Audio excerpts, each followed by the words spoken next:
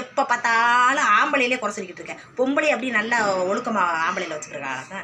எத்தனை பேர் வந்து பாரு என்ன என் பொண்டாட்டி அடிச்சடி இங்கே பாருமா அப்படின்னு நேற்று ஒருத்தர் முகத்தை கட்டினார். முகம் வீங்கி போச்சு.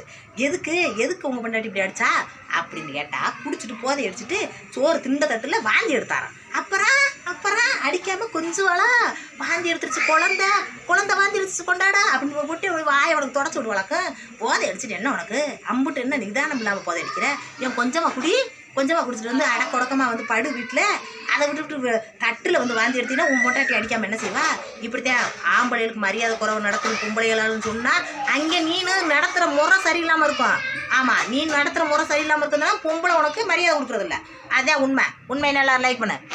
எப்போ பார்த்தாலும் ஆம்பளையிலே குறை சொல்லிக்கிட்டு இருக்கேன். பொம்பளை அப்படி நல்லா ஒழுக்கமாக ஆம்பளையில் வச்சுருக்காங்க.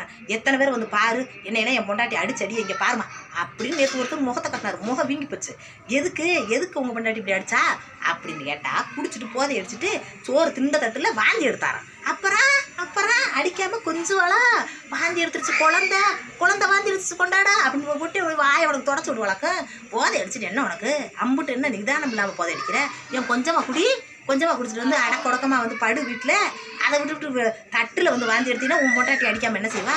இப்படித்தான் ஆம்பளைகளுக்கு மரியாதை குறைவு நடக்கும் பொம்பளைகளாலும் சொன்னால் அங்கே நீனு நடத்துகிற முறை சரியில்லாமல் இருக்கும். ஆமாம், நீ நடத்துகிற முறை சரியில்லாமல் இருக்குதுன்னா பொம்பளை உனக்கு மரியாதை கொடுக்குறதில்ல.